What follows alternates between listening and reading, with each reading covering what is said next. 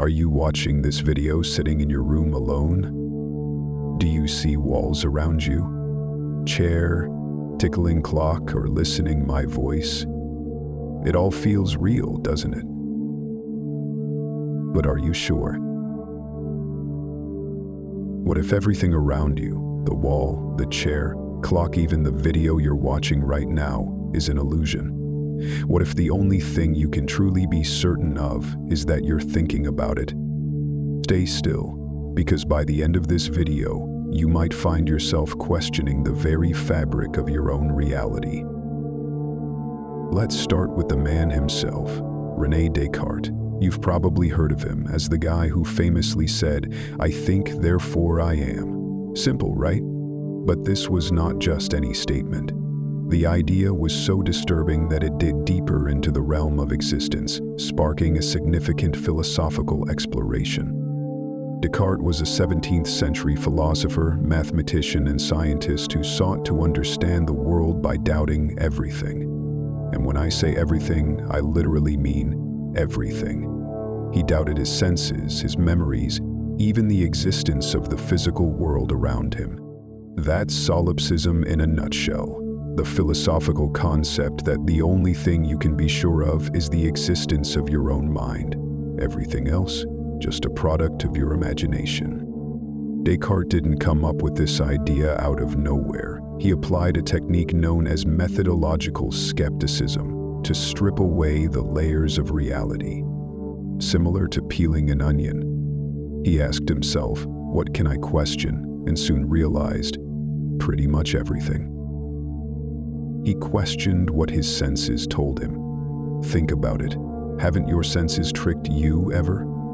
Think about a mirage on a hot day or a dream that felt incredibly real.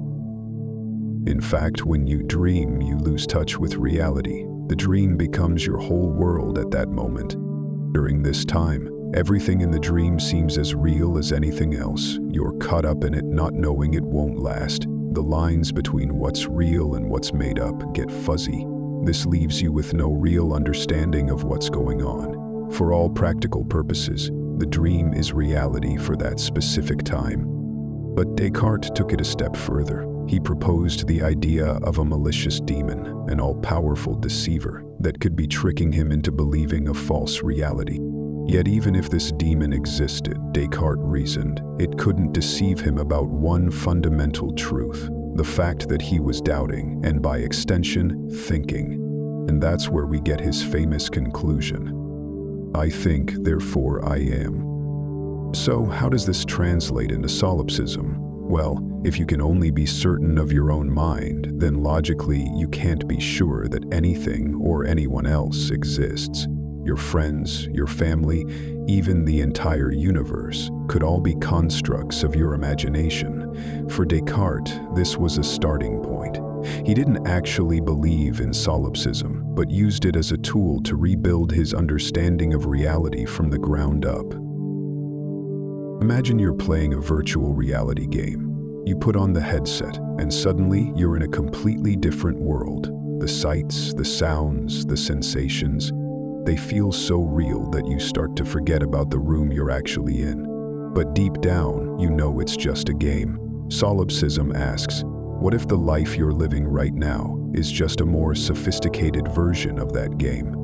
What if you're the only player and everything else is programmed into your experience? This notion can be deeply unsettling. If solipsism was real, it means you are completely alone. Every relationship, every connection, every shared experience, eventually all of it comes to nothing but echoes along with the corridors of your own mind. Whether or not you agree with Descartes' conclusion, there's something deeply empowering about this idea. Solipsism might not give us all the answers, but it does raise some fascinating questions. What is reality? And most importantly, how do we know what's real? Let's circle back to you. Yes, you, the one listening to this right now. Are you certain of the device you're holding, the room you're sitting in, the life you've lived up until this moment? Or could it all be a dream, a simulation, a projection of your own mind? And when death strikes you, suddenly wakes up out of dream, That's how most of our dreams ends, doesn't it? Meditate on it, but don't get too lost. Because one thing you can hold on to, the undeniable reality of your own thoughts. After all, you think, therefore you are.